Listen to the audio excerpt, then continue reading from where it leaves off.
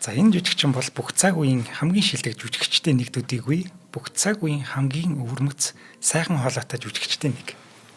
За түүний тоглосон олон киног бид мэддэг бол тэдгээрээс ч дутхааргүй маш олон кино болон баримтат кинонд дуу оруулж өгүүлэгчээр ажилласан байдаг. За тэрээр мөн мундаг бүжигчин бас нисгэгч юм гин.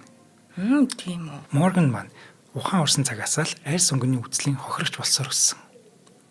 Хүний ертөнц ийм л байдаг юм байх та гэсэн бодолтой өссөн гэдэг. Маш харамсалтай байгаа зүйл. Зүгээр хүн шүү дээ тий. Тэгэхэд ийм одоо бодолтой хүүхэд өсөж ийн гэж боддоо бидний хүүхэд ингэж өсвөл ямар муухай вэ тий. Тэгээ бид бол Morgan Freeman-ыг одоо ийм царайтайгаар нь л мэддэг. Тийм жоохон царайтайг нь хараад цочмоор юм билээ.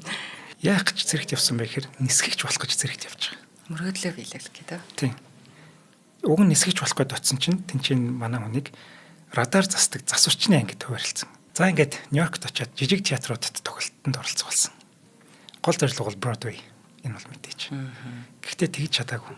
Ер нь дандаа л жижиг театруудаар нэлээд олон жил, бараг 4 жил гарав гэж байгаа. За харин Morgan маань 1980 оноос өргөн дэлгэцийн бүтээлүүдэд тоглож эхэлж байгаа. Ямар ч гэсэн гар орж гардаг болж байгаа. Гэхдээ дандаа жижиг дүрүүд. Мөн телевизэн шоундаа ч бас тоглож байгаа. Ер нь санснаар нэг л болж өгсөнгүй. Бүр энэ ажлаа болох талаар ч гэсэн бодож байсан гэдэг. Жолооч бол арай илүү цалинтай юм байна. Бүрүү. Тийм. Бүр тэрийг бодолцож үзчихсэн байхгүй. Тэг боли жолооч болоо. Шофер гэдэг бүр энэ хувийн жолооч л гэсэн үг л тийм. За ингээд насан ч яваад байдаг. Одоо амжилт гаргаагүй хүн цаашдаа яах вэ гэдэг юм та эргэлзээ гарч.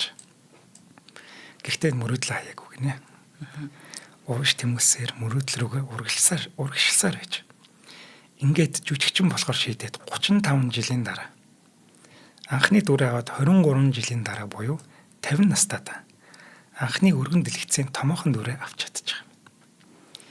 Street Smart гэдэг кинонд Fast Black гэдэг пимпийн дүрийг бүтээдэг. Morgan Freeman магадгүй бүх цаг үеийн хамгийн шилдэг кино байж мэдэх. Нэгэн кинонд өөрийн бүх авьяасаа гаргаад нэгэн чухал дүрийг бүтээдэг. Энэ киног хамгийн азтай киноч гэдэг. Угаасаа хамгийн шилдэгч гэдэг бас. За мэдээж энэ бол шушин биш. Бурхан цагаан байх албагүй. Тийм шүү.